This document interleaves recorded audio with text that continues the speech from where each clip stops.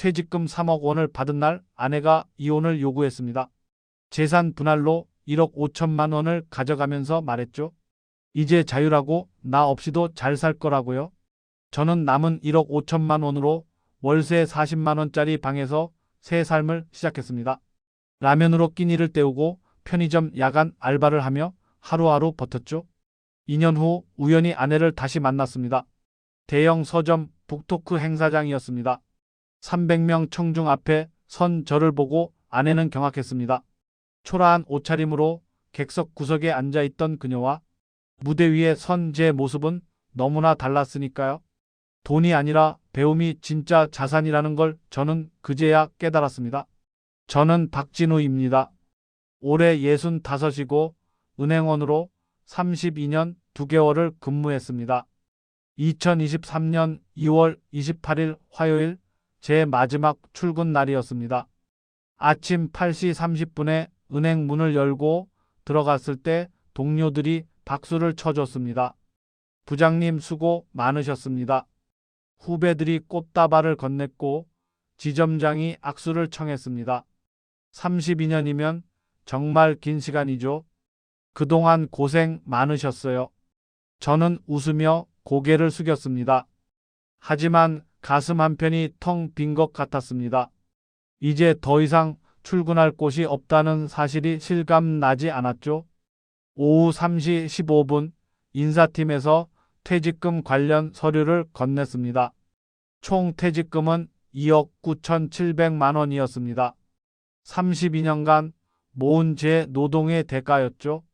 세금 공제 후 실수령액은 2억 8,500만 원, 통장으로 입금될 예정이라고 했습니다.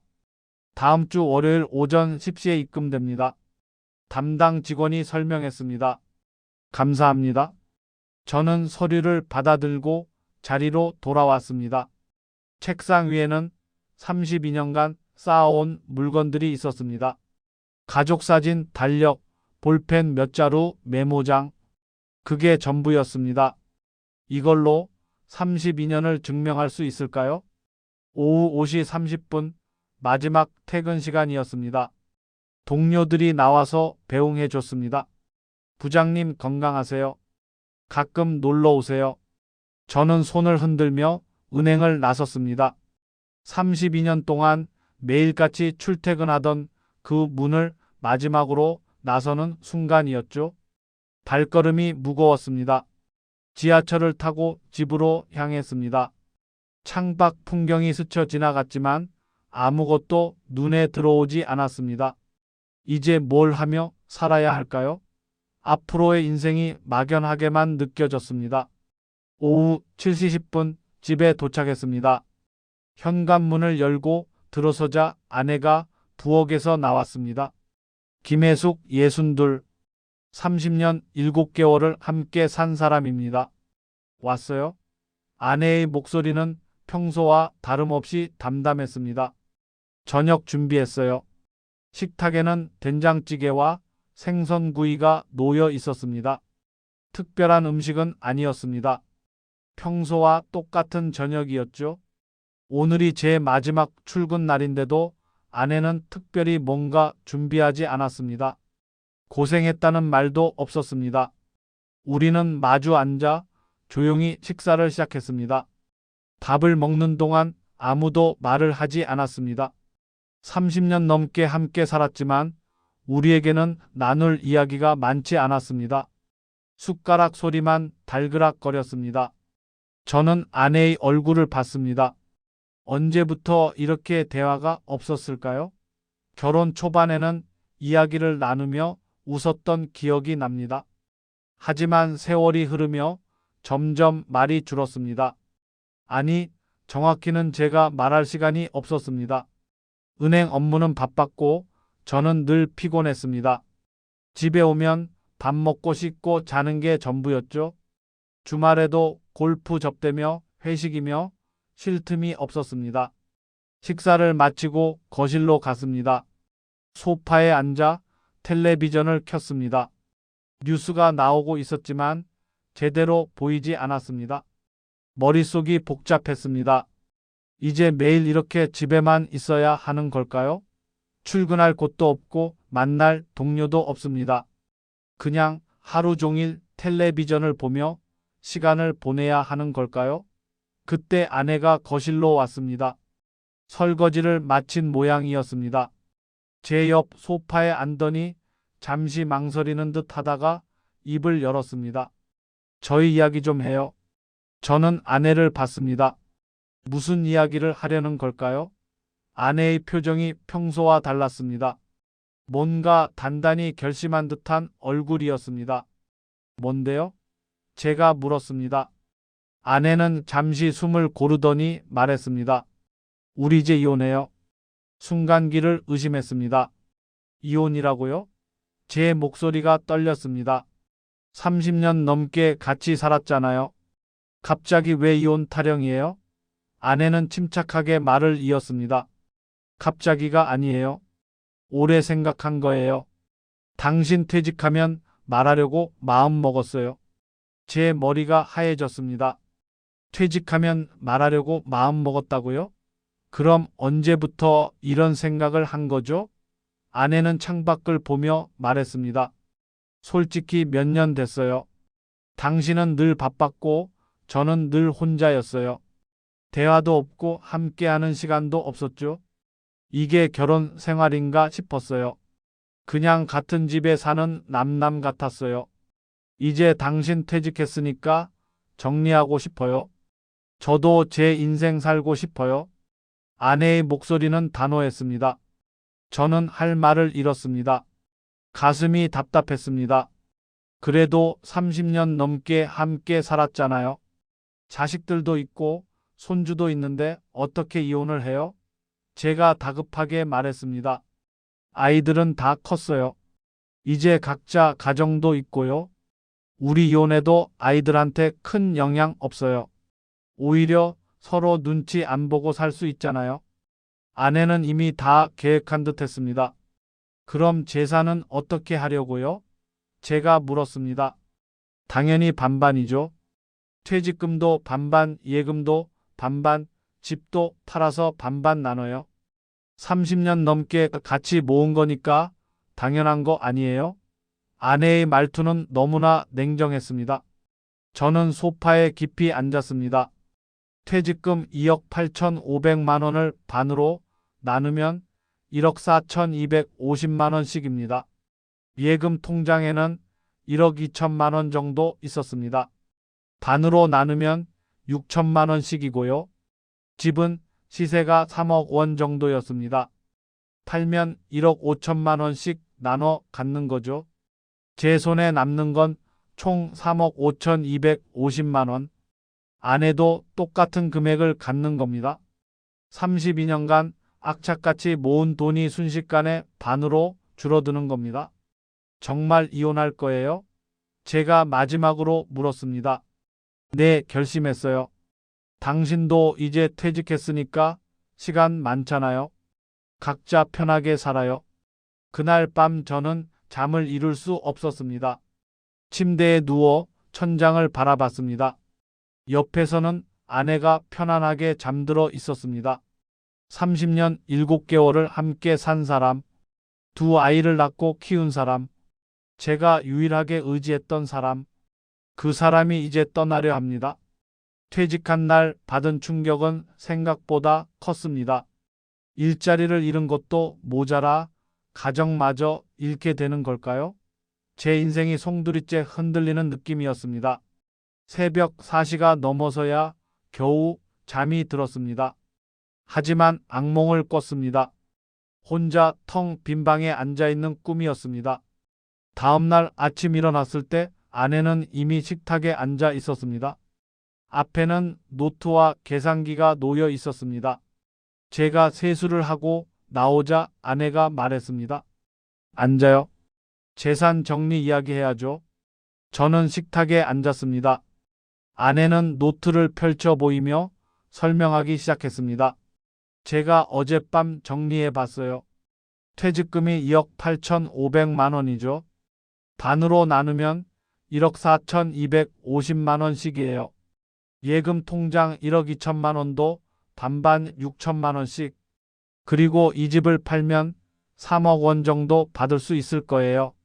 반으로 나누면 1억 5천만 원씩이고요. 아내는 계산기를 두드리며 계속 말했습니다. 그럼 당신이 가져갈 돈은 총 3억 5,250만 원. 저도 똑같이 3억 5,250만 원. 정확히 반반이에요. 공평하죠? 아내의 목소리에는 감정이 없었습니다. 마치 회사에서 사업 계획을 설명하는 것처럼 차갑고 정확했습니다. 저는 그 숫자들을 바라봤습니다. 32년 2개월을 일하며 모은 돈이 이렇게 계산기 숫자로 나뉘는 겁니다. 3억 5,250만 원. 그게 제 몫이라고 합니다. 그럼 당신은 그 돈으로 뭘 할 건데요? 제가 물었습니다. 작은 아파트 하나 얻어서 혼자 살 거예요. 친구들도 만나고 여행도 다니고요. 이제 눈치 안 보고 제가 하고 싶은 거 하면서 살 거예요. 아내의 대답은 단호했습니다. 이미 다 계획을 세워놓은 모양이었습니다. 나는요? 저도 작은 곳 얻어서 사세요. 3억 넘으면 충분히 살 수 있잖아요. 아내는 제 삶에 대해서는 전혀 관심이 없었습니다. 그저 빨리 정리하고 싶어 하는 게 보였습니다. 자식들은요? 자식들한테는 뭐라고 할 건데요? 제가 다시 물었습니다. 사실대로 말하면 되죠. 아빠, 엄마가 각자 살기로 했다고. 아이들도 이제 다 컸으니까 이해할 거예요. 아내는 자식들조차 큰 문제가 아니라고 생각하는 것 같았습니다. 저는 한숨이 나왔습니다. 정말 끝까지 생각해 본 거예요? 돌이킬 수 없어요. 네, 이미 결심했어요. 빨리 진행하고 싶어요. 다음 주에 변호사 사무실 가요. 아내는 이미 변호사까지 알아본 모양이었습니다. 제가 무슨 말을 더 해도 소용없을 것 같았습니다. 알았어요. 그렇게 하죠. 저는 그렇게 대답할 수밖에 없었습니다. 3월 7일 화요일 오전 10시 우리는 함께 변호사 사무실을 찾았습니다. 강남에 있는 작은 사무실이었습니다. 협의 이혼이시죠? 40대로 보이는 남자 변호사가 물었습니다. 네, 재산 분할 문제 때문에 왔습니다. 아내가 먼저 대답했습니다. 변호사는 고개를 끄덕이며 서류를 꺼냈습니다. 재산 목록을 말씀해 주시겠어요? 아내가 준비해온 노트를 펼쳐 보이며 설명했습니다. 퇴직금 2억 8,500만 원, 예금 1억 2천만 원, 부동산 3억 원, 총 5억 7,500만 원입니다. 반반 나누면 2억 8,750만 원씩입니다. 변호사는 계산기를 두드렸습니다. 네, 계산이 맞네요.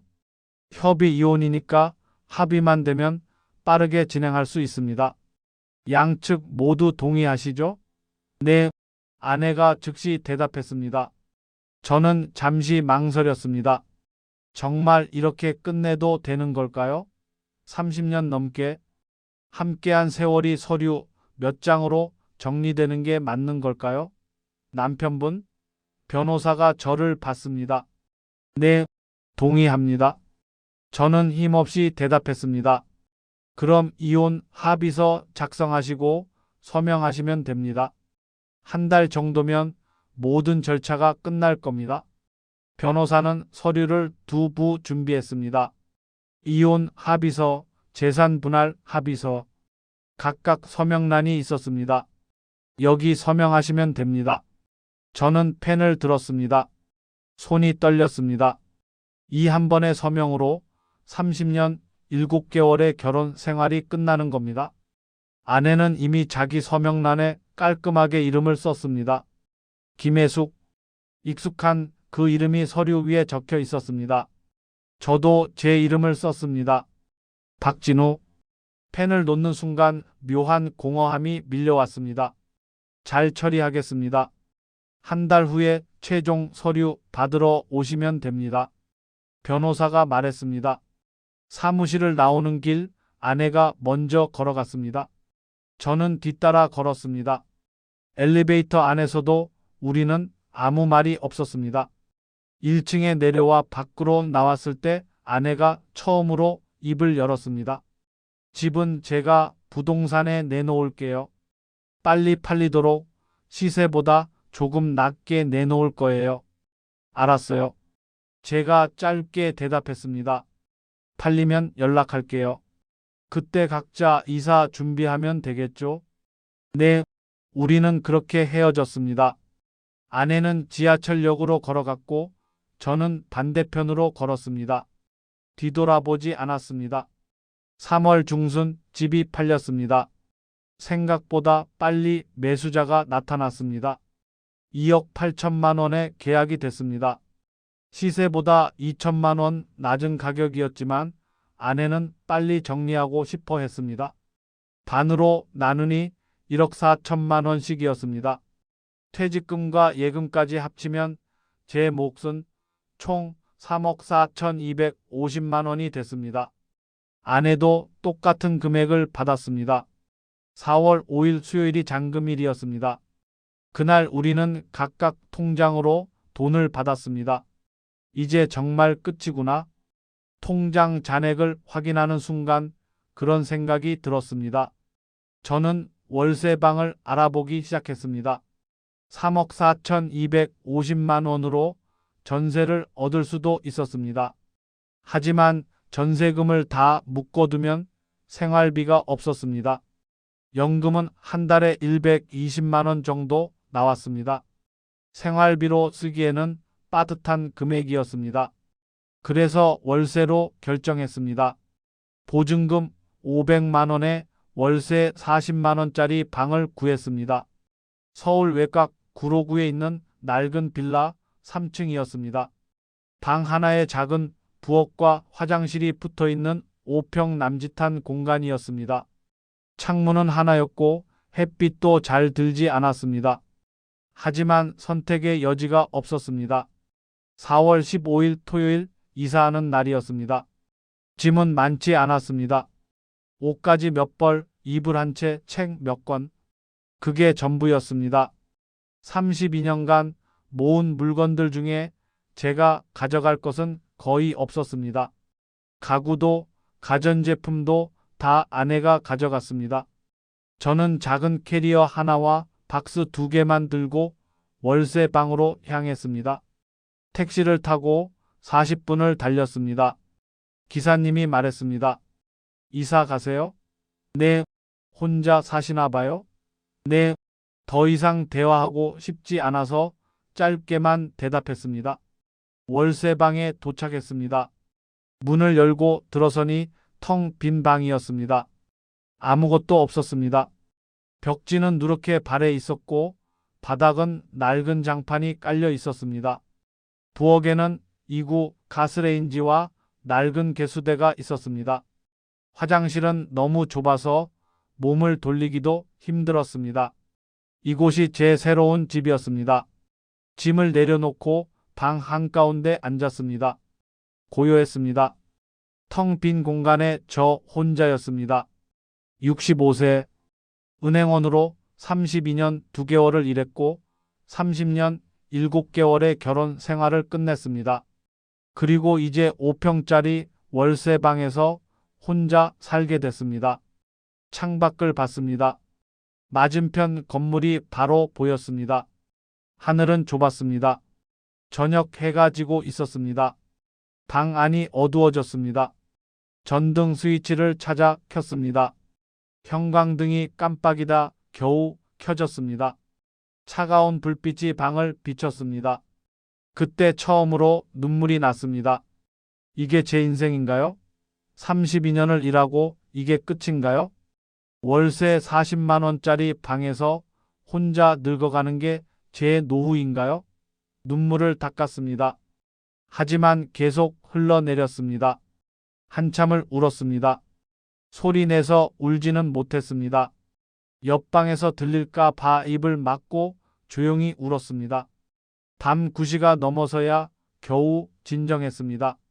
배가 고팠습니다. 저녁을 먹지 못했습니다. 냉장고도 없고 밥솥도 없었습니다. 편의점에 가서 컵라면을 샀습니다. 1,500원짜리였습니다. 방으로 돌아와 전기포트에 물을 끓였습니다. 라면에 뜨거운 물을 부었습니다. 3분을 기다렸습니다. 뚜껑을 열고 한 입 먹었습니다. 맛이 없었습니다. 아니, 맛을 느낄 수가 없었습니다. 그냥 기계적으로 먹었습니다. 라면을 다 먹고 일회용 용기를 버렸습니다. 이제 뭘 해야 할까요? 침대도 없어서 바닥에 이불을 깔았습니다. 누웠습니다. 천장을 봤습니다. 형광등 불빛이 눈이 부셨습니다. 불을 껐습니다. 어둠이 찾아왔습니다. 그날 밤 저는 오랫동안 잠들지 못했습니다. 4월 16일 일요일 월세방에서 보내는 첫날 아침이었습니다. 눈을 뜨니 오전 9시 45분이었습니다. 32년간 새벽 6시에 일어나던 몸이 이제는 늦잠을 자게 됐습니다. 일어날 이유가 없었으니까요. 출근할 회사도 없고 챙길 가족도 없었습니다. 천장을 바라봤습니다. 낡은 형광등이 보였습니다. 벽지는 곳곳이 찢어져 있었고 모서리에는 곰팡이가 피어 있었습니다. 이곳이 제 집입니다. 5평 남짓한 월세방. 보증금 500만 원에 월세 40만 원. 65세 남자의 보금자리였습니다. 일어나서 화장실에 갔습니다. 세면대에서 찬물로 세수를 했습니다. 온수가 나오지 않았습니다. 보일러를 틀어야 하는데 어떻게 하는지 몰랐습니다. 32년간 그런 건 신경 쓸 필요가 없었습니다. 아내가 다 해줬으니까요. 거울을 봤습니다. 65세 남자의 얼굴이 보였습니다. 머리는 반백이고 얼굴에는 주름이 가득했습니다. 눈가는 푸석했고 뺨은 처져 있었습니다. 이게 제 얼굴입니다. 낯설었습니다. 언제부터 이렇게 늙어 보였을까요? 배가 고팠습니다. 어젯밤 컵라면 하나가 전부였으니까요. 냉장고가 없어서 음식을 보관할 수도 없었습니다. 밥솥도 없어서 밥을 지를 수도 없었습니다. 전기포트와 이구 가스레인지가 전부였습니다. 편의점에 가야 했습니다. 옷을 입고 밖으로 나갔습니다. 4월 중순인데도 쌀쌀했습니다. 얇은 점퍼 하나만 걸쳤는데 바람이 스며들었습니다. 골목길을 걸어 5분 거리에 있는 편의점에 도착했습니다. 오전 10시 15분이었습니다. 편의점 안은 따뜻했습니다. 진열대를 둘러봤습니다. 삼각김밥 1,800원, 컵라면 1,500원, 도시락 4,500원. 가격표를 보며 계산했습니다. 하루 3끼를 먹으려면 얼마나 들까요? 아침에 삼각김밥 하나, 점심에 컵라면, 저녁에 도시락. 총 7,800원입니다. 한 달이면 23만 4천 원입니다. 월세 40만 원에 식비 23만 4천 원. 전기세와 수도세까지 합치면 한 달에 70만 원 정도 듭니다. 연금 120만 원에서 70만 원을 쓰면 50만 원이 남습니다. 한 달에 50만 원씩 모으면 1년에 600만 원입니다. 통장에 있는 3억 4,250만 원을 쓰지 않고 버틸 수 있을까요? 삼각김밥 하나와 컵라면 하나를 샀습니다. 총 3,300원이었습니다. 계산을 하고 방으로 돌아왔습니다. 김밥을 먹었습니다. 참치김밥이었습니다. 맛이 없었습니다. 차가웠고 밥이 딱딱했습니다. 하지만 먹어야 했습니다. 배가 고프니까요. 김밥을 다 먹고 컵라면을 끓였습니다. 물을 끓여 부었습니다. 3분을 기다렸습니다. 먹었습니다. 짰습니다. 국물이 텁텁했습니다. 예전에는 이런 음식을 먹지 않았습니다. 집에서 아내가 차려주는 밥을 먹었으니까요. 따뜻한 밥, 된장찌개, 반찬들. 그게 당연한 줄 알았습니다. 이제는 그게 얼마나 귀한 건지 알겠습니다. 점심을 먹고 할 일이 없었습니다. 텔레비전이라도 봐야 하는데 텔레비전이 없었습니다. 책을 읽으려 했지만 집중이 안 됐습니다. 휴대폰을 봤습니다. 메시지가 하나 와 있었습니다. 딸에게서였습니다. 아빠 잘 지내세요? 짧은 메시지였습니다. 답장을 보냈습니다. 잘 지낸다. 딸은 곧 답장을 보냈습니다. 주말에 들를게요. 저는 답했습니다. 괜찮다. 바쁘면 오지 마라. 딸은 더 이상 답장하지 않았습니다. 아마 바쁜가 봅니다. 며느리가 있고 손주도 있으니까요. 제가 신경 쓸 일이 아닙니다. 오후 시간이 길었습니다. 창밖을 봤습니다. 골목이 보였습니다. 사람들이 오갔습니다. 젊은 사람들은 빠르게 걸었고 나이 든 사람들은 천천히 걸었습니다. 저는 어디에도 속하지 않았습니다. 그냥 방 안에 혼자 있을 뿐이었습니다. 오후 3시가 되었습니다. 다시 배가 고팠습니다. 아침 11시에 먹었으니 4시간이 지났습니다. 하지만 또 편의점에 갈 수는 없었습니다. 돈이 아까웠습니다. 참기로 했습니다. 물을 마셨습니다. 배가 조금 가라앉았습니다. 오후 6시 30분 저녁을 먹으러 다시 편의점에 갔습니다. 이번에는 도시락을 샀습니다. 4,500원짜리 제육볶음 도시락이었습니다. 전자레인지에 데워 달라고 했습니다. 알바생이 데워줬습니다. 방으로 돌아와 도시락을 먹었습니다.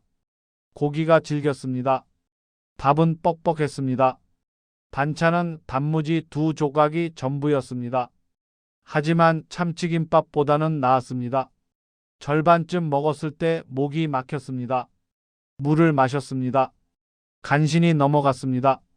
도시락을 다 먹지 못했습니다. 3분의 1 정도 남겼습니다. 일회용 용기를 버렸습니다. 그날 밤 잠자리에 누웠습니다. 바닥에 이불을 깔았습니다. 침대를 살 돈이 없었습니다.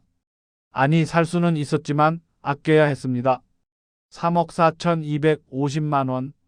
큰 돈 같지만 평생 써야 할 돈입니다. 제가 앞으로 얼마나 살지 모릅니다. 10년? 20년? 만약 85세까지 산다면 20년입니다.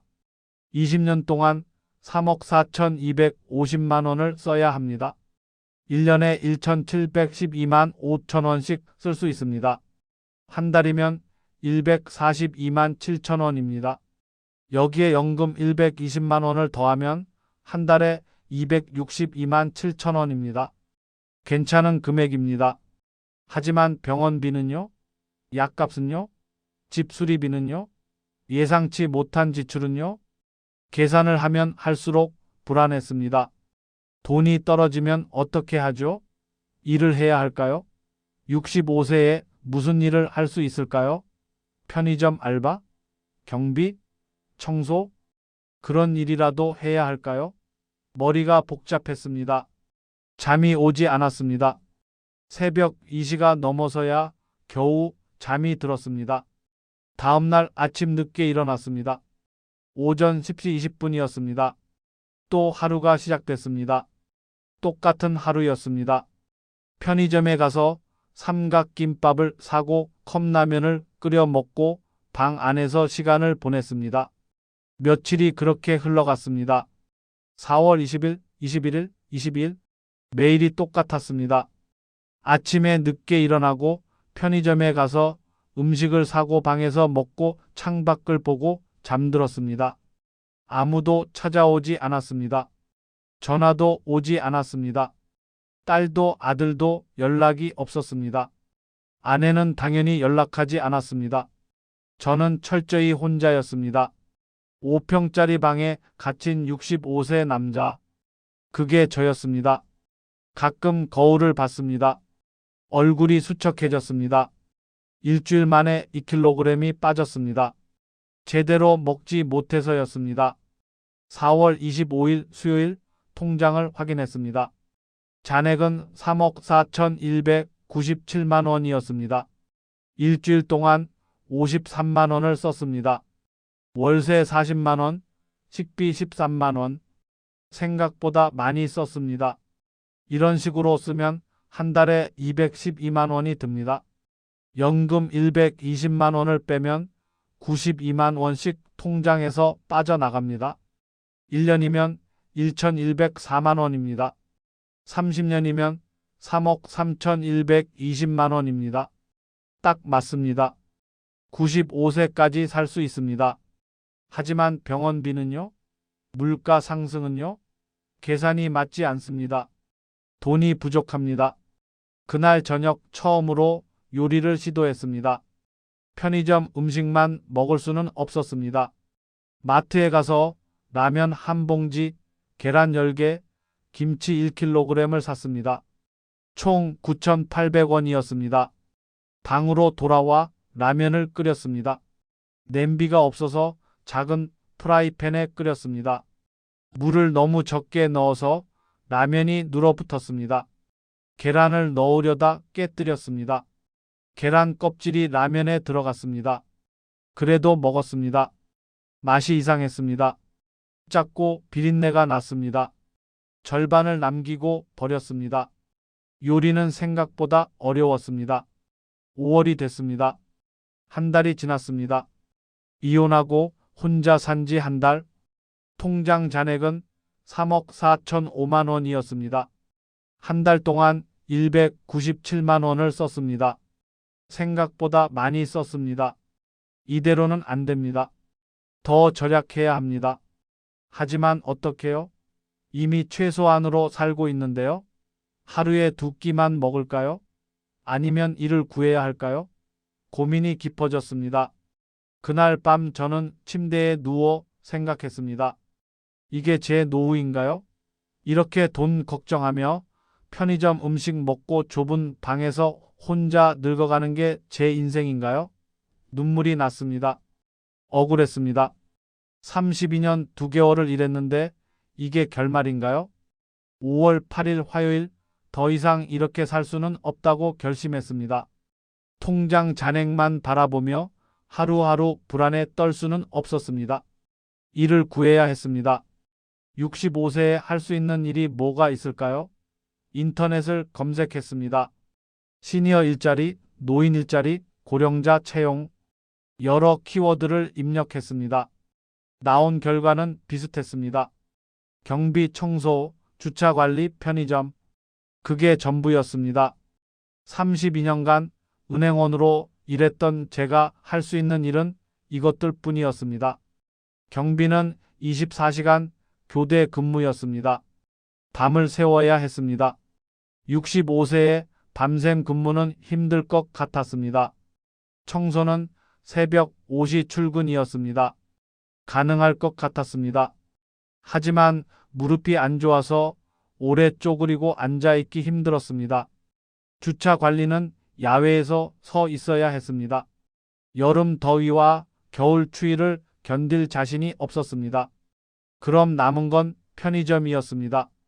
편의점 야간 알바, 밤 10시부터 새벽 2시까지 4시간, 주 5일 근무, 시급 9,800원, 한 달이면 78만 4천 원이었습니다. 계산을 다시 해봤습니다. 연금 120만 원에 알바비 78만 4천 원을 더하면 198만 4천 원입니다. 월세 40만 원과 생활비 70만 원을 빼면 88만 4천 원이 남습니다. 한 달에 88만 4천 원씩 저축할 수 있습니다. 1년이면 1,060만 8천 원입니다. 통장에 돈을 거의 쓰지 않아도 됩니다. 괜찮은 계산이었습니다. 하지만 문제는 65세 노인을 뽑아줄까 하는 것이었습니다. 이력서를 써야 했습니다. 처음 써보는 이력서였습니다. 32년간 한 회사만 다녔으니까요. 이력서 양식을 인터넷에서 다운받았습니다. 이름, 나이, 학력, 경력, 빈칸을 채워 나갔습니다. 이름 박진우, 나이 65세, 학력 대학 졸업, 경력 은행원 32년 2개월. 은행원 경력이 편의점 알바에 도움이 될까요? 모르겠습니다. 하지만 쓸 수밖에 없었습니다. 자기소개서도 써야 했습니다. 성실하게 일하겠습니다. 책임감 있게 근무하겠습니다. 그런 뻔한 말들을 적었습니다. 이력서를 들고 동네 편의점 3곳을 돌아다녔습니다. 첫 번째 편의점 점주는 40대 남자였습니다. 이력서를 건네자 후워봤습니다. 65세시네요. 야간 근무 가능하세요? 네, 가능합니다. 밤 10시부터 새벽 2시까지 4시간이요. 네, 고개를 끄덕였습니다. 근데 솔직히 말씀드리면 나이가 좀 있으셔서요. 점주가 난색을 표했습니다. 손님 응대도 해야 하고 물건 진열도 해야 하는데 체력이 괜찮으실까요? 괜찮습니다. 건강합니다. 제가 서둘러 말했습니다. 그래도 연세가 있으시니까 좀 고민이 되네요. 연락드릴게요. 점주는 이력서를 받기는 했지만 뽑을 것 같지 않았습니다. 두 번째 편의점도 비슷했습니다. 나이가 많다는 이유로 거절당했습니다. 세 번째 편의점은 50대 여자 점주였습니다. 이력서를 보더니 물었습니다. 은행원 하셨네요? 네. 왜 편의점 알바를 하시려고요? 생활비가 필요해서요. 솔직하게 대답했습니다. 가족은요? 이혼했습니다. 혼자 삽니다.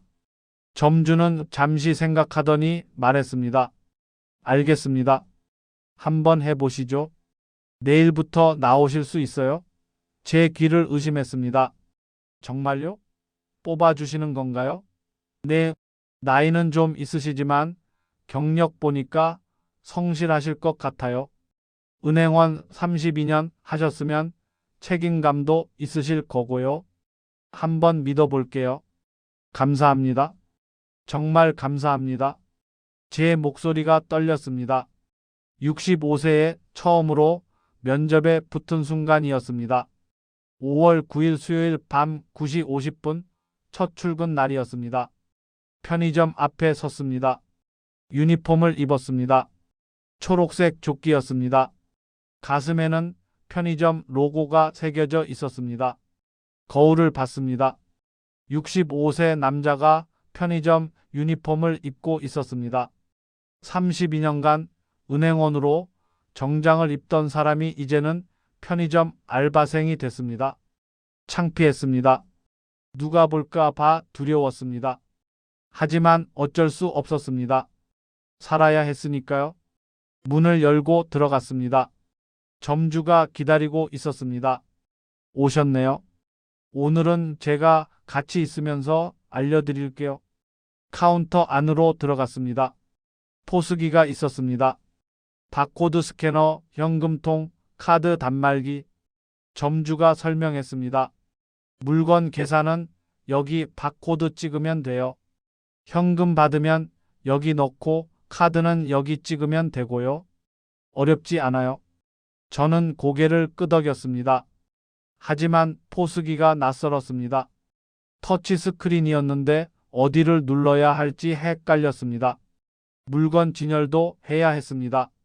새벽 배송 오면 박스 뜯어서 냉장고에 넣고 선반에 올리고요. 유통기한 확인도 해야 하고요. 점주의 설명이 계속됐습니다. 제 머리가 복잡해졌습니다. 기억할 수 있을까요? 밤 10시 정각 점주가 떠났습니다. 이제부터 혼자였습니다. 첫 손님이 들어왔습니다. 20대로 보이는 남자였습니다. 맥주 한 캔을 들고 카운터로 왔습니다. 저는 바코드를 찍었습니다. 삑 소리가 났습니다. 3,500원입니다. 남자가 카드를 내밀었습니다. 카드 단말기에 꽂았습니다. 화면이 나왔습니다. 승인됐습니다. 영수증이 나왔습니다. 감사합니다. 제가 말했습니다. 남자는 아무 대답 없이 나갔습니다. 첫 손님을 무사히 계산했습니다. 가슴이 뛰었습니다. 해낼 수 있을 것 같았습니다. 하지만 그 후로 실수가 이어졌습니다. 두 번째 손님은 컵라면 3개를 샀습니다. 바코드를 찍는데 2개만 찍히고 1개가 안 찍혔습니다.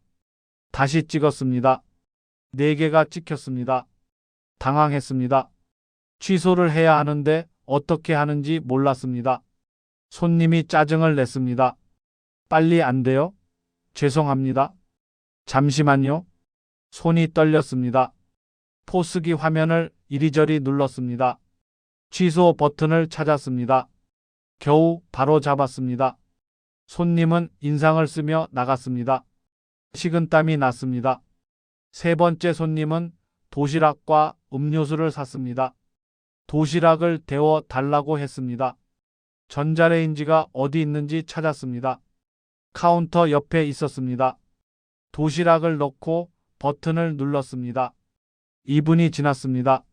문을 열었습니다. 뜨거운 김이 확 나왔습니다.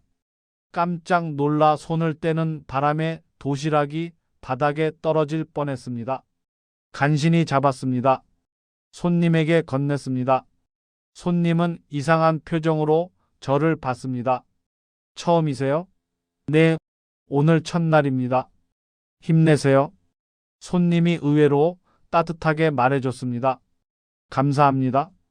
그 한마디에 조금 위로가 됐습니다. 밤 11시가 넘어가자 손님이 줄었습니다. 가끔 한두 명씩 들어왔습니다. 물건을 사고 나갔습니다. 저는 그 사이사이 진열대를 정리했습니다. 떨어진 음료수를 채우고 삐뚤어진 과자를 바로 놓았습니다. 허리가 아팠습니다. 계속 서 있으니 다리도 저렸습니다. 하지만 참았습니다. 해야 할 일이었으니까요. 새벽 12시 30분 배송 트럭이 왔습니다. 기사가 박스 5개를 내렸습니다. 여기 사인해 주세요. 저는 사인을 했습니다. 기사가 떠나고 박스가 남았습니다. 열어야 했습니다. 박스 테이프를 칼로 그었습니다. 안에는 삼각김밥 30개가 들어 있었습니다. 냉장고에 넣어야 했습니다. 하나씩 꺼내서 진열했습니다. 유통기한을 확인했습니다. 오늘 날짜였습니다. 오늘 안에 팔아야 합니다. 2번째 박스는 음료수였습니다. 24캔이 들어 있었습니다. 무거웠습니다. 냉장고까지 옮기는데 허리가 휘었습니다. 65세의 몸은 예전 같지 않았습니다. 3번째 박스는 과자였습니다. 선반에 올렸습니다. 팔이 저렸습니다. 4번째, 5번째 박스도 정리했습니다. 30분이 걸렸습니다. 온몸이 땀으로 젖었습니다. 새벽 1시 40분 마지막 손님이 들어왔습니다. 60대로 보이는 남자였습니다. 소주 한 병과 안주를 샀습니다. 계산하며 물었습니다. 새로 오셨어요? 네, 오늘 첫날입니다. 나이가 어떻게 되세요?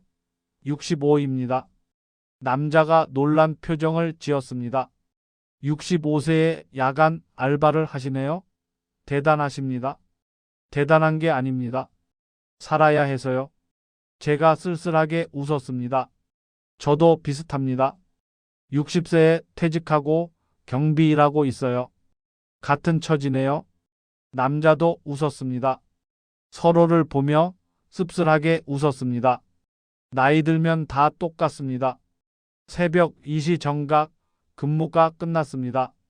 점주가 인수인계를 받으러 왔습니다. 수고하셨어요. 첫날인데 괜찮으셨어요? 힘들었지만 할만했습니다. 다행이네요. 내일도 나오시죠? 네. 집으로 돌아오는 길 새벽 공기가 차갑고 상쾌했습니다. 65세에 편의점 알바를 한 첫날이었습니다. 창피하다는 생각은 여전했습니다. 하지만 동시에 약간의 뿌듯함도 있었습니다. 제가 여전히 일할 수 있다는 것, 누군가에게 필요한 사람이라는 것, 그게 작은 위안이 됐습니다. 방에 도착해 침대에 누웠습니다. 온몸이 쑤셨습니다. 하지만 마음은 조금 가벼웠습니다. 적어도 수입이 생겼으니까요. 그날 밤 저는 깊이 잠들었습니다. 편의점 알바를 시작한 지 2주가 지났습니다. 5월 23일 수요일 몸은 여전히 힘들었지만 익숙해지기 시작했습니다. 포스기 사용법도 익혔고 물건 진열도 빨라졌습니다. 손님 응대도 자연스러워졌습니다. 무엇보다 한 달에 78만 4천 원이라는 수입이 생긴다는 게 안심이 됐습니다. 하지만 낮 시간이 문제였습니다. 밤 10시부터 새벽 2시까지 일하고 아침에 자고 일어나면 오후 2시였습니다. 그 후 밤 10시 출근까지 8시간, 그 시간 동안 할 일이 없었습니다. 텔레비전을 사긴 했습니다. 중고로 15만 원짜리를 샀습니다. 30인치 작은 텔레비전이었습니다. 오후 내내 텔레비전을 봤습니다. 드라마, 예능, 뉴스. 하지만 재미가 없었습니다. 시간만 흘러갔습니다. 이렇게 사는 게 맞나 싶었습니다. 일하고 자고 텔레비전 보고 또 일하고. 이게 제 노후의 전부인가요? 뭔가 더 해야 할 것 같았습니다. 그러던 어느 날 편의점에 전단지가 붙었습니다. 구로구 노인복지관 프로그램 안내, 무료 강좌가 있었습니다. 컴퓨터 기초, 스마트폰 활용, 건강체조, 노래교실, 컴퓨터 기초 강좌가 눈에 들어왔습니다. 매주 화요일, 목요일 오후 3시부터 5시까지 2시간 무료였습니다. 65세 이상이면 누구나 들을 수 있다고 했습니다. 신청해 볼까요? 망설였습니다. 65세에 컴퓨터를 배워서 뭘 하죠? 하지만 시간은 남아 돌았습니다. 해볼 만했습니다. 5월 28일 월요일 복지관을 찾아갔습니다. 집에서 버스로 20분 거리였습니다. 3층 건물이었습니다. 1층 안내 데스크에서 물었습니다. 컴퓨터 강좌 신청하러 왔는데요. 신분증 가져오셨어요? 네. 주민등록증을 보여줬습니다. 담당 직원이 신청서를 건넸습니다. 여기 작성하시면 돼요. 이름, 주소, 연락처를 적었습니다. 신청서를 제출했습니다. 내일 화요일 오후 3시에 2층 컴퓨터실로 오시면 됩니다. 알겠습니다. 감사합니다. 다음날 오후 2시 50분 복지관에 도착했습니다. 2층 컴퓨터실로 올라갔습니다. 방 안에는 컴퓨터 15대가 놓여 있었습니다. 이미 10명 정도가 앉아 있었습니다. 모두 60대 이상으로 보였습니다. 빈자리에 앉았습니다. 오후 3시 정각 40대로 보이는 여자 강사가 들어왔습니다. 안녕하세요. 저는 김민지 강사입니다. 앞으로 8주 동안 컴퓨터 기초를 가르쳐 드릴 거예요. 강사는 모니터 앞에 섰습니다. 오늘은 마우스 사용법부터 시작할게요. 마우스를 잡아보세요. 저는 마우스를 잡았습니다. 은행 업무 때 컴퓨터를 썼지만 기초적인 것만 알았습니다. 클릭, 더블 클릭, 드래그. 강사가 하나씩 설명했습니다. 따라했습니다. 어렵지 않았습니다. 다음은 키보드입니다. 한글 자판을 익혀볼게요. 키보드를 봤습니다. 기역, 니은, 디귿이 어디 있는지 찾았습니다. 메모장을 열고 글자를 쳤습니다. 안녕하세요. 천천히 쳤습니다. 옆 사람은 더 느렸습니다. 70대로 보이는 할머니였습니다.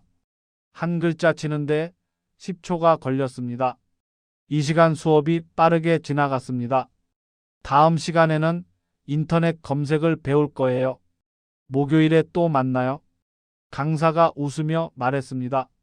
복지관을 나서는데 기분이 좋았습니다. 뭔가 새로운 걸 배운다는 게 신선했습니다. 65세에도 배울 수 있다는 게 신기했습니다.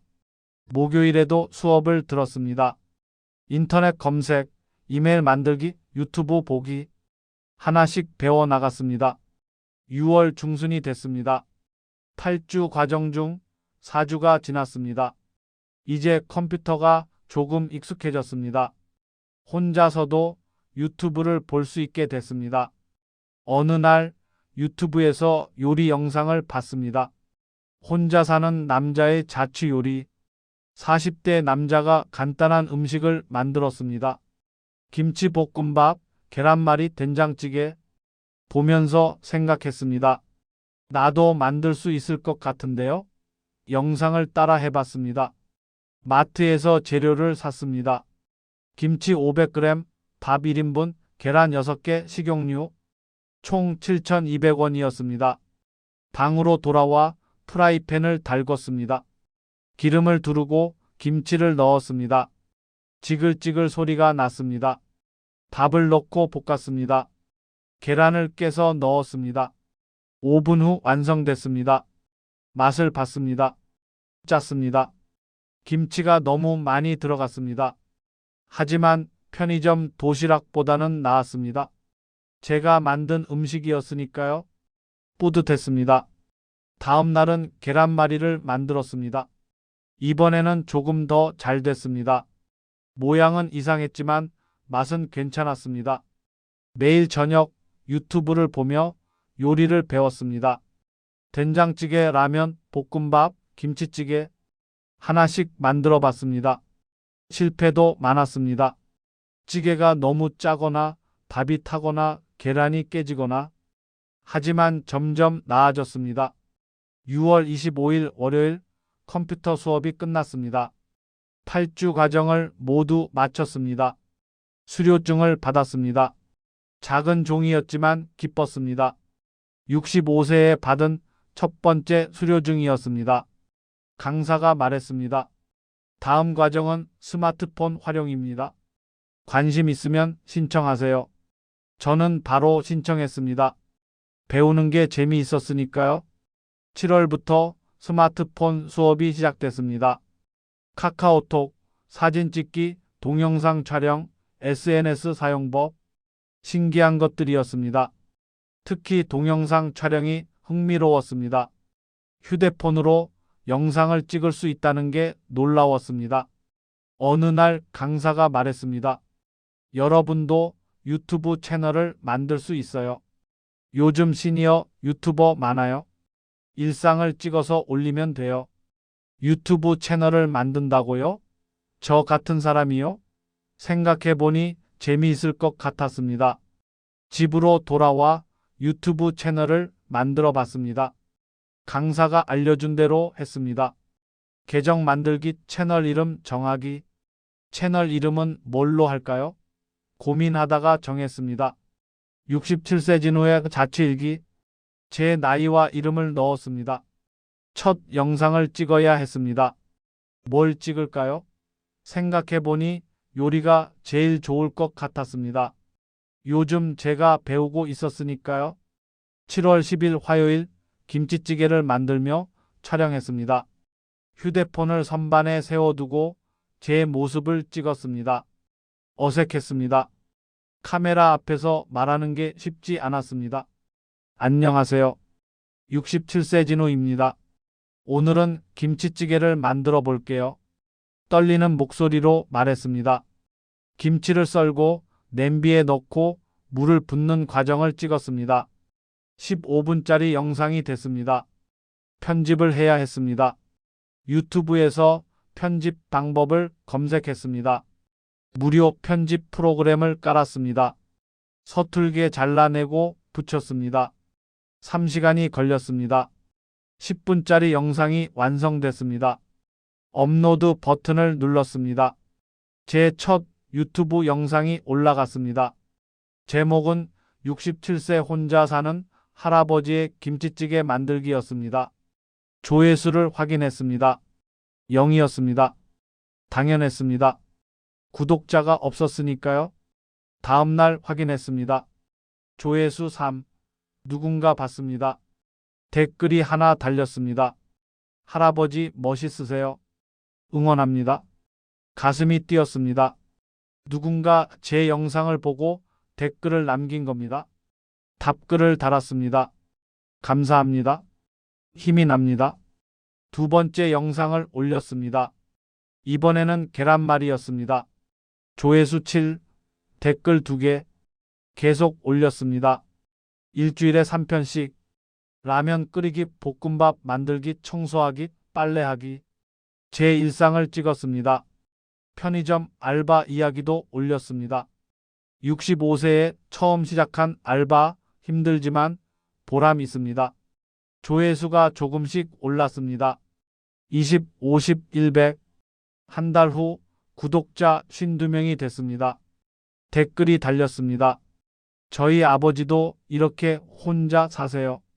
영상 보며 위로받습니다. 저도 이혼하고 혼자 사는데 용기 얻어요. 67세에도 도전하시는 모습 멋있습니다. 댓글 하나하나가 힘이 됐습니다. 저와 같은 처지의 사람들이 있었습니다. 혼자 사는 노인들, 이혼한 사람들, 힘들게 살아가는 사람들, 그들이 제 영상을 보고 위로받는다고 했습니다. 처음으로 제가 누군가에게 도움이 되는 사람이 된 것 같았습니다. 은행원일 때도 손님들을 도왔지만 이건 다른 느낌이었습니다. 더 개인적이고 따뜻했습니다.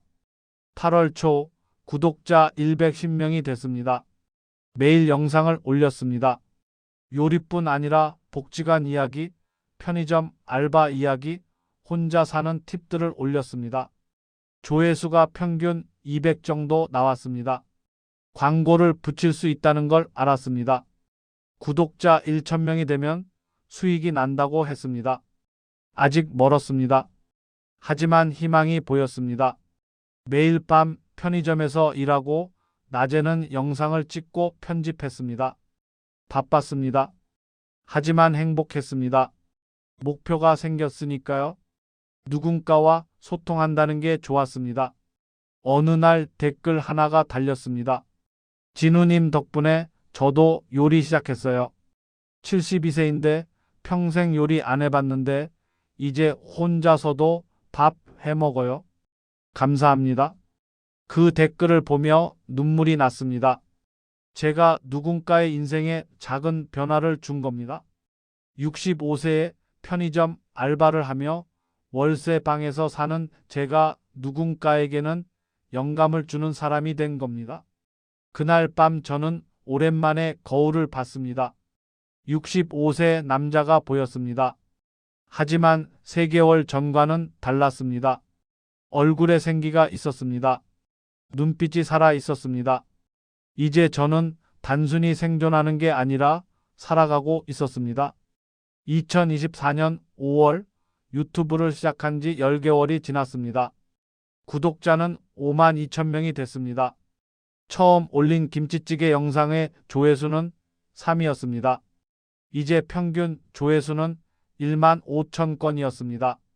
댓글도 수백 개씩 달렸습니다. 매일 아침 일어나면 제일 먼저 유튜브를 확인했습니다. 밤새 올라간 조회수와 댓글을 보는 게 하루의 시작이었습니다. 3월에 구독자 1,000명을 넘기며 광고 수익이 생기기 시작했습니다. 첫 달 수익은 83,000원이었습니다. 적은 금액이었지만 기뻤습니다.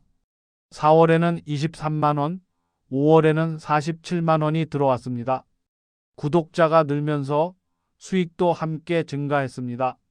그리고 이번 달 4월 수익 정산 금액을 확인했을 때 깜짝 놀랐습니다. 198만원이었습니다.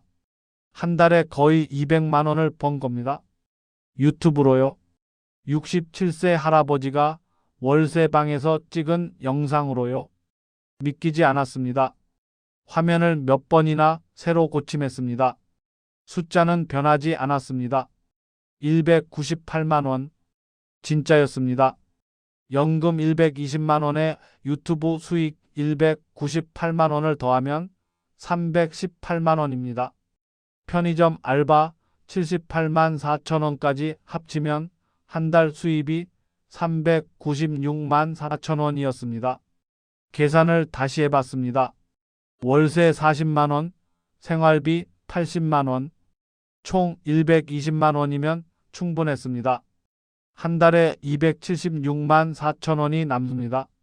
1년이면 3,316만 8천원입니다. 통장에 돈을 쓰기는커녕 오히려 모을 수 있게 됐습니다. 5월 15일 수요일 결정을 내렸습니다. 편의점을 그만두기로요. 8개월간 밤 10시부터 새벽 2시까지 일했습니다. 이제 그만둘 때가 됐습니다. 유튜브에 집중하고 싶었습니다. 점주에게 말했습니다. 사장님, 이번 달까지만 하고 그만두려고 합니다. 점주가 놀란 표정을 지었습니다. 왜요? 어디 아프세요? 아닙니다. 유튜브를 하고 있는데 거기에 집중하고 싶어서요. 유튜브요? 네, 구독자가 5만 명 정도 됐습니다. 점주가 더 놀랐습니다. 5만 명이요? 대단하시네요. 그럼 수익도 꽤 되겠어요. 네, 이제 유튜브만으로도 생활이 가능할 것 같아서요. 알겠어요. 8개월 동안 고생 많으셨어요. 67세에 야간 알바 하시는 거 쉽지 않으셨을 텐데 정말 성실하게 일하셨어요. 감사합니다. 사장님도 잘 챙겨주셔서 감사했습니다. 5월 31일 금요일 마지막 근무를 마쳤습니다. 8개월간의 편의점 알바가 끝났습니다. 6월부터는 온전히 유튜브에 집중했습니다. 매일 영상을 2편씩 올렸습니다. 아침 일상, 요리, 복지관 이야기, 절약, 노하우, 혼자 사는 팁, 다양한 주제로 찍었습니다. 구독자가 빠르게 늘었습니다. 6월에 6만 명, 7월에 8만 명, 8월에 10만 명을 돌파했습니다. 10만 명 기념 영상을 올렸습니다. 여러분 덕분에 구독자 10만 명을 달성했습니다.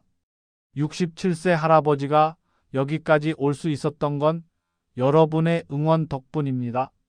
정말 감사합니다. 댓글이 쏟아졌습니다. 축하드립니다. 앞으로도 응원할게요. 진우님 보면서 저도 용기 얻어요. 그달 수익은 372만 원이었습니다. 연금까지 합치면 492만 원입니다. 1년 전만 해도 상상할 수 없었던 금액이었습니다. 월세방에서 컵라면 먹으며 통장 잔액 걱정하던 제가 이제는 한 달에 500만 원 가까이 버는 사람이 됐습니다. 9월 초 이메일 한 통이 왔습니다. 발신자는 서울시 노인복지센터였습니다. 안녕하세요. 저희는 서울시 노인복지센터입니다. 귀하의 유튜브 채널을 보고 감명받았습니다. 혹시 저희 센터에서 강연을 해주실 수 있으실까요? 주제는 황혼 이혼 후 홀로서기입니다. 많은 어르신들이 비슷한 상황에 계시는데 귀하의 경험담을 듣고 싶어 하십니다. 강연이라고요? 제가요? 놀라웠습니다. 67세 할아버지에게 강연 요청이 올 줄은 몰랐습니다. 하지만 거절할 이유도 없었습니다. 수락했습니다. 9월 18일 월요일 오후 2시 강연이 있는 날이었습니다. 노인복지센터 강당에는 80명 정도가 앉아 있었습니다. 모두 60대 이상이었습니다. 무대에 올라갔습니다. 마이크를 잡았습니다. 손이 떨렸습니다. 안녕하세요. 저는 박진우입니다. 67세이고 1년 전에 이혼했습니다. 제 이야기를 들려드리겠습니다. 떨리는 목소리로 시작했습니다. 퇴직금 받은 날 아내가 이혼을 요구했던 이야기, 재산을 반으로 나눈 이야기, 월세방에서 컵라면 먹으며 살았던 이야기, 편의점 알바를 시작한 이야기, 유튜브를 시작한 이야기, 하나씩 들려줬습니다. 청중들은 조용히 들었습니다. 고개를 끄덕이는 사람도 있었고 눈물을 닦는 사람도 있었습니다. 제일 힘들었던 건 외로움이었습니다. 혼자 밥 먹고 혼자 자고 혼자 시간을 보내는 게 정말 힘들었습니다. 하지만 새로운 걸 배우면서 달라졌습니다. 컴퓨터, 스마트폰, 요리, 유튜브 하나씩 배우며 제 인생이 다시 시작됐습니다. 1시간 강연이 끝났습니다. 박수가 터졌습니다. 질문 시간이 있었습니다. 손이 여러 개 올라갔습니다. 저도 이혼했는데 너무 외로워요. 어떻게 극복하셨나요? 새로운 걸 배우세요. 복지관 프로그램도 좋고 유튜브도 좋습니다. 혼자 있는 시간을 의미 있게 채우면 외로움이 줄어듭니다. 67세에 유튜브를 시작하기 두렵지 않으셨나요? 두려웠습니다. 하지만 시작하지 않으면 아무것도 변하지 않습니다. 실패해도 괜찮습니다. 시도하는 것 자체가 중요합니다. 돈은 얼마나 필요한가요? 생각보다 적게 필요합니다. 절약하며 살면 연금만으로도 가능합니다. 중요한 건 돈이 아니라 마음가짐입니다. 강연이 끝나고 여러 사람이 다가왔습니다. 용기를 얻었어요. 저도 한번 해볼게요. 정말 감동적이었어요. 영상 계속 올려주세요. 악수를 청하고 사진을 찍자고 했습니다. 처음으로 누군가에게 인정받는 느낌이었습니다. 67세 할아버지가 누군가에게 영감을 주는 사람이 된 겁니다. 9월 말 또 다른 이메일이 왔습니다. 이번에는 출판사였습니다. 안녕하세요. 저희는 도서출판 새날입니다. 귀하의 유튜브와 강연 영상을 보았습니다. 책으로 출간하면 좋을 것 같습니다. 제목은 67세 혼자서도 괜찮습니다는 어떨까요? 관심 있으시면 연락 주세요. 책이라고요? 제가 책을 쓴다고요? 평생 책은 읽기만 했지 쓸 생각은 해본 적이 없었습니다. 하지만 거절할 이유가 없었습니다. 제 이야기가 누군가에게 도움이 된다면 해볼 만했습니다. 수락했습니다. 10월부터 원고 작업을 시작했습니다. 매일 2시간씩 컴퓨터 앞에 앉아 제 이야기를 썼습니다. 결혼 생활, 이혼, 월세방 생활, 편의점 알바, 유튜브 모든 과정을 솔직하게 적었습니다. 힘들었던 순간들, 눈물 흘렸던 날들, 조금씩 나아지던 순간들 3개월간 썼습니다. 270페이지 분량의 원고가 완성됐습니다. 12월 중순 출판사에서 연락이 왔습니다. 원고 잘 받았습니다. 내년 3월에 출간 예정입니다. 표지 디자인을 보내드릴게요. 표지를 받습니다. 67세 혼자서도 괜찮습니다. 부제는 황혼 이혼 후 홀로서기 한 남자의 솔직한 이야기였습니다. 표지에는 제 사진이 실렸습니다. 월세방 창가에 앉아 햇살을 받으며 미소 짓는 모습이었습니다. 좋았습니다. 12월 31일 한 해가 저물었습니다. 통장을 확인했습니다. 잔액은 3억 6,800만 원이었습니다. 1년 전보다 2,600만 원이 늘었습니다. 이혼하고 재산 분할로 3억 4,200만 원만 남았을 때는 절망했습니다. 하지만 1년 후 저는 오히려 더 많은 돈을 갖게 됐습니다. 돈만이 아니었습니다. 구독자 12만 명, 강연 경험, 출간 예정인 책. 1년 전에는 상상도 못했던 것들이었습니다. 2025년 4월 12일 토요일 책 출간 1개월이 지난 날이었습니다. 67세 혼자서도 괜찮습니다는 생각보다 반응이 좋았습니다. 초판 3,000부가 2주 만에 매진됐고 즉시 재판을 찍었습니다. 서점 베스트셀러 목록에도 올랐습니다. 에세이 부문 7위였습니다.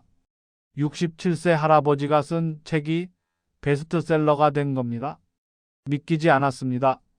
출판사에서 연락이 왔습니다. 대형 서점에서 북토크 행사를 하자고 합니다. 광화문 교보문고에서 토요일 오후 3시입니다. 참석하시겠어요?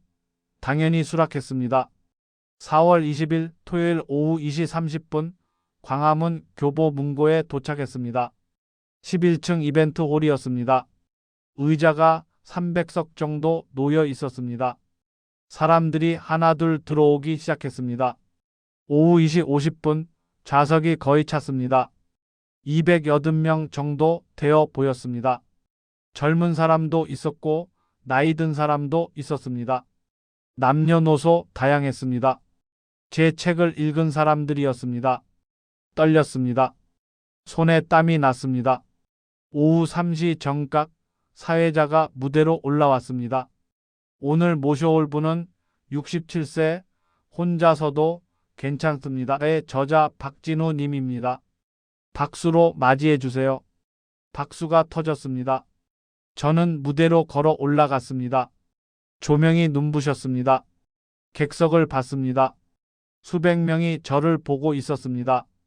2년 전만 해도 월세방에서 컵라면 먹던 제가 지금은 300명 앞에 서 있었습니다. 가슴이 벅찼습니다. 안녕하세요. 박진우입니다. 마이크를 잡고 인사했습니다. 책에 대한 이야기를 시작했습니다. 65세에 이혼했던 이야기, 혼자 사는 법을 배운 이야기, 유튜브를 시작한 이야기. 청중들은 집중해서 들었습니다. 고개를 끄덕이고 메모를 하고 웃기도 했습니다. 30분쯤 이야기하다 객석을 둘러봤습니다. 그때였습니다. 뒷줄 구석에 익숙한 얼굴이 보였습니다. 심장이 멈추는 것 같았습니다. 김혜숙, 제 전 아내였습니다. 2년 만에 보는 얼굴이었습니다. 하지만 많이 변해 있었습니다. 머리는 반백이 됐고 얼굴은 수척했습니다. 옷차림도 초라했습니다. 낡은 점퍼에 색 바랜 바지를 입고 있었습니다. 2년 전 이혼할 때의 당당했던 모습은 어디에도 없었습니다. 저를 발견한 아내도 놀란 표정을 지었습니다. 눈이 마주쳤습니다. 아내는 고개를 숙였습니다. 말을 이어가야 했습니다. 가장 중요한 건 혼자를 두려워하지 않는 겁니다. 혼자여도 배우고 도전하고 성장할 수 있습니다. 나이는 숫자일 뿐입니다. 제 목소리가 떨렸지만 계속 말했습니다. 질문 시간이 됐습니다. 여러 손이 올라갔습니다. 가장 힘들었던 순간이 언제였나요? 이혼하고 첫 달이었습니다. 월세방에 혼자 앉아 컵라면 먹을 때 정말 외롭고 힘들었습니다. 하지만 그때가 있었기에 지금의 제가 있습니다. 유튜브 수익은 얼마나 되나요? 지금은 한 달에 400만 원 정도 됩니다. 책 인쇄까지 합치면 더 되고요. 67세에도 충분히 경제적으로 자립할 수 있습니다. 전 아내와 다시 만날 생각은 없으세요? 누군가 물었습니다. 순간 아내가 있는 뒷줄을 봤습니다. 아내는 고개를 더 숙였습니다. 없습니다. 저는 이제 제 인생을 살고 있습니다. 과거는 과거일 뿐입니다. 단호하게 대답했습니다. 일시간 행사가 끝났습니다. 박수가 쏟아졌습니다. 사인회가 이어졌습니다. 긴 줄이 생겼습니다. 한 명씩 책을 내밀었고 저는 사인을 했습니다. 응원합니다. 힘내세요. 저도 도전해 볼게요. 한마디씩 건넸습니다. 10명쯤 사인했을 때 익숙한 얼굴이 앞에 섰습니다. 전 아내였습니다. 책을 내밀지는 않았습니다. 그냥 서 있었습니다. 오랜만이에요. 아내가 먼저 말했습니다. 그러네요. 잘 지냈어요? 제가 물었습니다. 그럭저럭요. 아내의 목소리는 힘이 없었습니다. 당신은요? 보다시피 잘 지내고 있어요. 좋아 보여요. 정말 많이 달라졌네요. 아내가 제 얼굴을 봤습니다. 눈가에 눈물이 맺혔습니다. 잠깐 이야기 좀 할 수 있을까요? 행사 끝나고요. 알겠어요. 밖에서 기다릴게요. 아내가 물러섰습니다. 저는 계속 사인을 했습니다. 하지만 마음이 편치 않았습니다. 오후 5시 30분 모든 일정이 끝났습니다. 서점 밖으로 나갔습니다. 아내가 벤치에 앉아 있었습니다. 어깨가 축 처져 있었습니다. 2년 전에 당당했던 모습은 완전히 사라졌습니다. 다가가서 옆에 앉았습니다. 무슨 이야기를 하고 싶었어요? 제가 먼저 물었습니다. 당신 책 읽었어요. 서점에서 우연히 봤는데 당신 이름이 있더라고요. 읽으면서 울었어요. 내가 얼마나 잘못했는지 알았어요. 아내의 목소리가 떨렸습니다. 그래요. 지금은 어떻게 지내요? 제가 물었습니다. 어렵게 살아요. 아내가 고개를 숙였습니다. 이혼하고 받은 돈 3억 5천만 원으로 작은 아파트 전세 얻었어요. 2억 들어갔죠? 남은 돈으로 친구들이랑 여행도 다니고 쇼핑도 하고 맛있는 거 먹고 그랬어요. 자유로웠어요. 당신 없이도 잘 살 줄 알았어요. 하지만 돈이 생각보다 빨리 줄었어요. 1년 만에 1억 5천만 원이 다 없어졌어요. 전세 계약 만료되고 돈이 없어서 월세로 옮겼어요. 보증금 500만 원에 월세 35만 원짜리요. 아내의 이야기가 계속됐습니다. 친구들도 처음에는 연락 많이 했는데 돈이 떨어지니까 연락이 뜸해졌어요. 같이 밥 먹자고 하면 각자 내자고 하고요. 여행 가자는 말도 없어지고요. 결국 혼자가 됐어요. 일을 구했어요. 64세에 할 수 있는 일이 많지 않더라고요. 마트 계산원, 식당 설거지, 청소. 지금은 패스트푸드점에서 시간제로 일해요. 하루 4시간씩 주 5일, 한 달에 70만 원 정도 벌어요. 연금이랑 합쳐서 160만 원으로 살아요. 빠듯해요. 정말 빠듯해요. 아내가 눈물을 닦았습니다. 저는 아무 말도 하지 않았습니다. 당신은 정말 대단해요. 67세에 유튜브하고 책도 쓰고 강연도 하고. 아내가 저를 봤습니다. 나는 왜 이렇게 됐을까요? 돈만 있으면 행복할 줄 알았어요. 당신 없어도 친구들이랑 재밌게 살 줄 알았어요. 근데 아니었어요. 돈도 떨어지고 친구도 떠나고 혼자 남았어요. 그제야 알았어요. 당신이 얼마나 소중했는지, 결혼 생활이 얼마나 감사한 거였는지. 하지만 너무 늦었죠. 아내가 흐느꼈습니다. 저는 창밖을 봤습니다. 해가 지고 있었습니다. 당신 잘못이 아니에요. 우리 둘 다 서로를 소홀히 했던 거죠. 다시 시작할 수는 없을까요? 아내가 조심스럽게 물었습니다. 저는 고개를 저었습니다. 안 될 것 같아요. 왜요? 저는 이미 새로운 인생을 시작했어요. 2년 동안 정말 많이 배웠어요. 혼자 사는 법, 행복해지는 법. 이제 저는 혼자여도 괜찮아요. 아니, 혼자가 더 편해요. 당신도 배워야 해요. 혼자 서는 법을요. 복지관 프로그램 많아요. 컴퓨터도 배우고 스마트폰도 배우세요. 유튜브도 해보세요. 64세면 아직 늦지 않았어요. 제가 담담하게 말했습니다. 아내는 더 이상 말하지 못했습니다. 저는 자리에서 일어났습니다. 건강하게 지내세요. 그리고 돈이 아니라 배움이 진짜 자산이라는 걸 기억하세요. 작별 인사를 하고 돌아섰습니다. 뒤돌아보지 않았습니다. 지하철을 타고 집으로 돌아왔습니다. 이제는 월세방이 아니었습니다.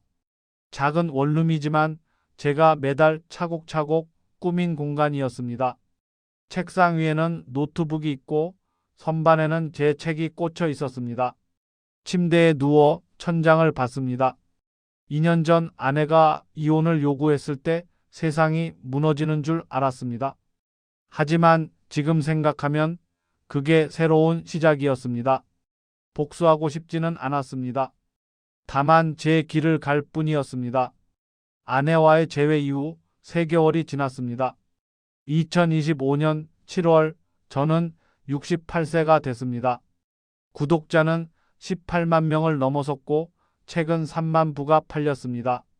한 달 수익은 유튜브 500만 원, 책 인쇄 200만 원, 연금 120만 원을 합쳐 820만 원이었습니다. 3년 전 퇴직할 때는 상상도 못했던 금액입니다. 통장 잔액은 4억 1천만 원이 됐습니다. 이혼 직후 3억 4,200만 원에서 시작해 3년 만에 6,800만 원이 늘었습니다. 더 이상 돈 걱정을 하지 않게 됐습니다. 하지만 돈보다 더 소중한 걸 얻었습니다. 매일 아침 일어나 할 일이 있다는 것, 누군가에게 도움이 되는 사람이라는 것, 배우고 성장하는 즐거움. 그게 진짜 자산이었습니다. 유튜브 댓글을 읽는 게 하루의 기쁨이었습니다. 진우님 덕분에 저도 요리 시작했어요. 72세인데 이제 혼자서도 잘 먹어요. 아버지가 진우님 영상 보고 많이 웃으세요. 감사합니다. 저도 이혼하고 힘들었는데 용기 얻었어요. 한 달에 수백 개씩 달렸습니다. 하나하나 읽으며 답글을 달았습니다. 그게 제 일과였습니다. 강연 요청도 계속 들어왔습니다. 한 달에 3번에서 4번 정도 다양한 곳을 찾아갔습니다. 노인복지관, 도서관, 대학교, 기업체. 황혼 이혼 후 홀로서기, 시니어의 경제적 자립, 나이 들어 시작하는 유튜브. 주제도 다양했습니다. 매번 새로운 사람들을 만났고 그들의 이야기를 들었습니다. 60대 남자가 다가와 말했습니다. 저도 곧 퇴직인데 막막했어요. 오늘 강연 듣고 희망이 생겼습니다. 70대 여자도 말했습니다. 남편 돌아가시고 혼자 살기 너무 외로웠는데 이제 뭘 해야 할지 알겠어요. 5월에는 두 번째 책을 출간했습니다. 제목은 돈보다 배움, 68세의 도전이었습니다. 첫 번째 책이 이혼 이야기였다면 두 번째 책은 배움과 성장에 대한 이야기였습니다. 유튜브 시작하는 법, 강연 준비하는 법, 혼자 살며 경제적으로 자립하는 법, 구체적인 노하우를 담았습니다. 반응이 좋았습니다. 초판 5,000부가 일주일 만에 매진됐습니다. 베스트셀러 목록에도 다시 올랐습니다. 이번에는 4위였습니다. 출판사에서 세 권 제의도 들어왔습니다. 시리즈로 만들자고요? 생각해 보겠다고 답했습니다. 6월 어느 날 복지관에서 만난 여성이 있었습니다. 이순이 62세, 남편과 사별하고 3년째 혼자 산다고 했습니다. 제 강연을 듣고 유튜브를 시작했다며 인사를 건넸습니다. 구독자가 이제 500명 됐어요. 진우님처럼 요리 영상 올리고 있어요. 잘하고 계시네요. 계속하시면 분명 늘어날 거예요. 격려해줬습니다. 그 후로 가끔 복지관에서 마주쳤습니다. 커피를 마시며 이야기를 나눴습니다. 혼자 사는 이야기, 자식들 이야기, 유튜브 이야기. 편안했습니다. 부담 없이 대화할 수 있는 사람이 생긴 게 좋았습니다. 7월 중순 딸에게서 전화가 왔습니다. 오랜만이었습니다. 아빠 요즘 잘 지내세요? 응, 잘 지낸다. 책도 나오고 강연도 많이 다니시던데요. SNS에서 봤어요. 그래? 바쁘게 지내고 있어? 좋아 보여서 다행이에요. 처음에는 걱정했는데 오히려 아빠가 더 행복해 보이세요. 고맙다. 딸아, 엄마는 어떻게 지내는지 알아요?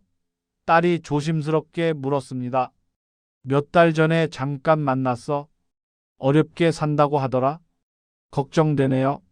엄마 요즘 많이 힘들어 보이던데. 내 엄마니까 내가 챙겨줘. 나는 이제 각자 살기로 했으니까. 아들에게서도 연락이 왔습니다. 아버지 축하드려요. 책 잘 읽었어요. 정말 대단하세요. 고맙다. 손주들도 할아버지 영상 재밌게 본대요. 요리 따라 해보고 싶다고 해요. 그래? 다음에 같이 만들어 볼까? 좋아할 것 같아요. 시간 되실 때 저희 집에 놀러 오세요. 알겠다. 자식들이 제 변화를 인정해 주는 게 느껴졌습니다. 처음에는 걱정했지만 이제는 응원해주고 있었습니다. 그게 고마웠습니다. 어느 날 유튜브에 댓글 하나가 달렸습니다. 저는 35세인데 진우님 보면서 많이 배워요. 나이는 정말 숫자일 뿐이네요. 68세에도 이렇게 도전하시는 모습이 존경스러워요. 젊은 사람의 댓글이었습니다. 답글을 달았습니다. 고맙습니다.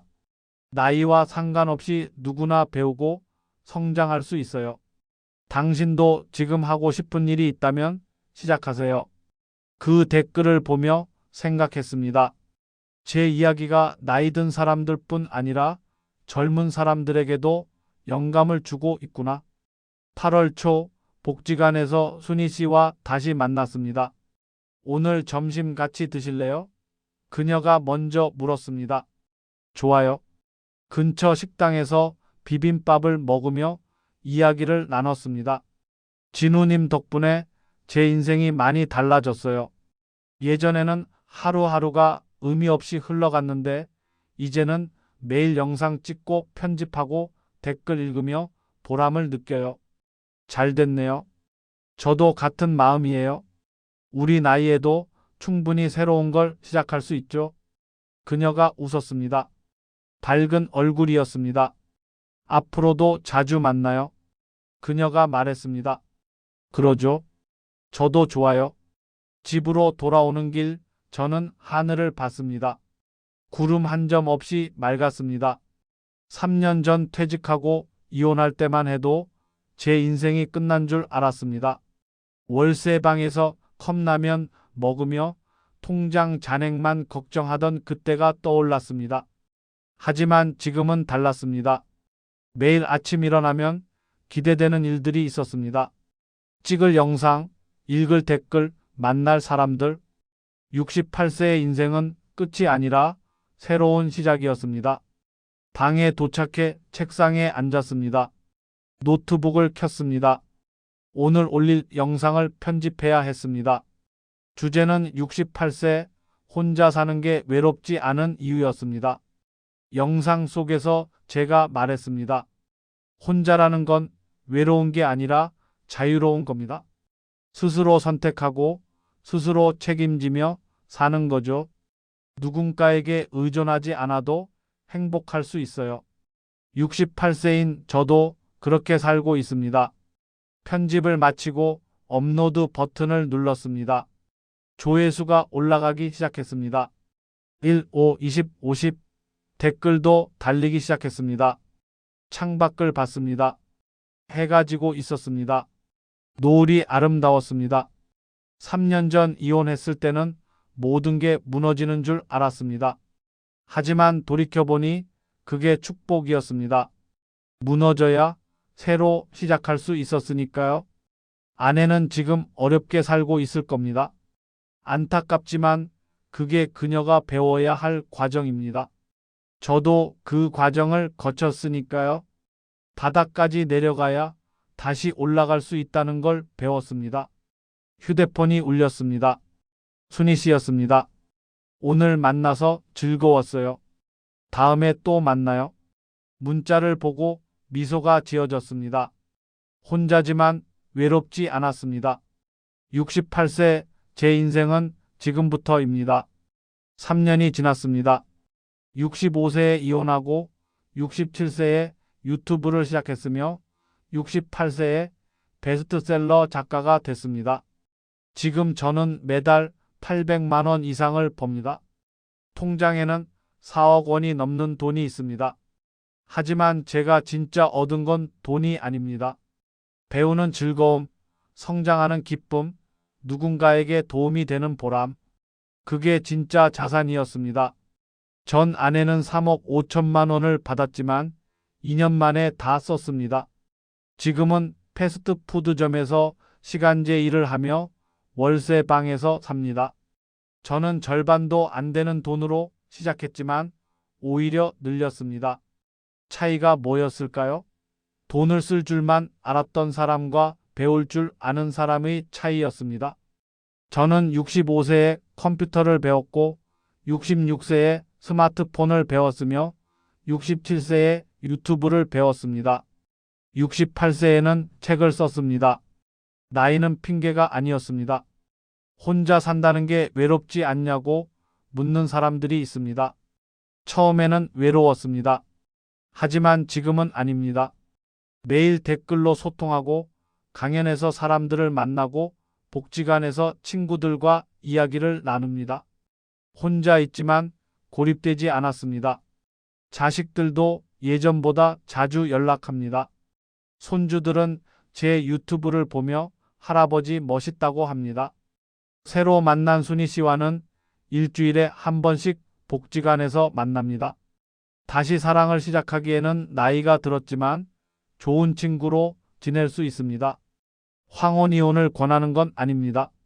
하지만 존중 없는 관계에서 억지로 버티는 것도 답이 아닙니다. 중요한 건 어떤 선택을 하든 혼자 설 수 있는 힘을 기르는 겁니다. 배우자가 있든 없든 스스로 경제적으로 자립하고 정신적으로 독립할 수 있어야 합니다. 그게 진짜 노후 준비입니다. 저는 3억 4천만 원으로 시작했지만 배움으로 4억 원을 만들었습니다. 돈은 쓰면 줄지만 배움은 쓸수록 늘어납니다. 68세인 지금도 저는 배우고 있습니다. 영상 편집 기술을 더 익히고 있고 글쓰기 강좌도 듣고 있습니다. 내년에는 사진을 배워볼까 합니다. 69세, 70세, 75세 숫자는 계속 올라가겠지만 배움은 멈추지 않을 겁니다. 나이 들어서도 도전하고 성장하는 삶. 그게 제가 찾은 노후의 의미입니다. 여러분도 지금 시작하세요. 60세든 70세든 늦지 않았습니다. 혼자서도 괜찮습니다. 아니, 혼자이기에 더 자유롭습니다. 제 이야기가 여러분에게 작은 용기가 되길 바랍니다.